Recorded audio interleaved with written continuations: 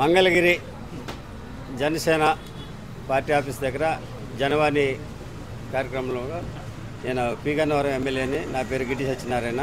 గత 2 డేస్ నుండి ఇక్కడికి అర్జీలు పట్టుకుని వస్తున్నటువంటి వ్యక్తులందరి దగ్గర ఫిర్యాదులు తీసుకుని వాళ్ళ యొక్క సమస్యల్ని ఇమీడియట్గా పరిష్కరించే మార్గంలో కన్సర్న్ అథారిటీస్ తోటి మాట్లాడటం జరుగుతుంది.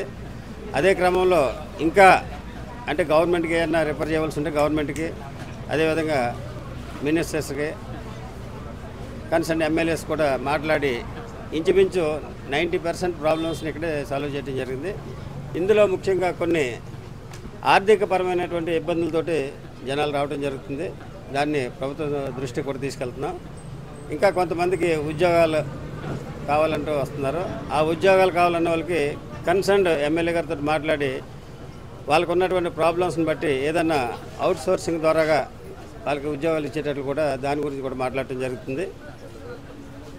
ఈ రాష్ట్రంలో ఉన్నటువంటి సమస్యలు మరి ముఖ్యంగా టిడ్కో ఇళ్ళ గురించి చాలామంది లేడీస్ వచ్చి వాళ్ళ ఇబ్బందులు చెప్పుకోవడం జరుగుతుంది. గత ప్రభుత్వం చేసినటువంటి దారుణమైనటువంటి వాళ్ళ లోన్లు కూడా తీసుకుని వాళ్ళకి ఏ విధమైనటువంటి ఇల్లు అప్పచెప్పకుండా వాళ్ళకి బ్యాంక్ అకౌంట్లో ఉన్నటువంటి అమౌంట్లు కట్ అయిపోయేటట్లు చేస్తూ చాలా ఇబ్బందులకు గురవుతున్నారు. ఈ విషయాన్ని మా అధినాయకులైనటువంటి డిప్యూటీ సీఎం గారు పవన్ కళ్యాణ్ గారి దృష్టికి తీసుకెళ్ళి అతి త్వరలోనే వీళ్ళ సమస్యను పరిష్కరించేటట్లు చేస్తానని వాళ్ళకి హామీ ఇవ్వడం కూడా జరిగింది. సో గత ప్రభుత్వం చేసినటువంటి తప్పుల వల్ల ప్రజలు చాలా ఇబ్బంది పడుతున్నారు. ఈ ఇబ్బందుల నుంచి వాళ్ళు బయటపడేటట్లు మా ప్రభుత్వంతో మాట్లాడి సమస్యను పరిష్కరిస్తామని ఇందువల్ల తెలియజేస్తున్నాం. సార్, అలాగే మెజారిటీ వచ్చిన గ్రీవెన్స్ చూసుకుంటే కనుక ఎక్కువ గత ప్రభుత్వంలో భూ ఆక్రమణలు కావచ్చు, భూ కబ్జాలు జరిగాయంటూ ఎక్కువ మంది వస్తున్నారు.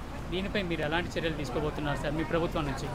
దీనికి సంబంధించి అంటే భూ ఆక్రమణలు కానీ భూ కబ్జాలు కానీ ఏవైతే జరిగినాయో రెవెన్యూ డిపార్ట్మెంట్ తోటి మాట్లాడి తగినటువంటి చర్యలు తీసుకోమని, అన్యాయం జరగకుండా వాళ్ళకి న్యాయం చేసేటట్లు చేయమని మాట్లాడటం జరుగుతుంది. రాష్ట్ర వ్యాప్తంగా గ్రామ సభలు జరపాలని డిప్యూటీ సీఎం గారు చెప్పడం జరిగింది.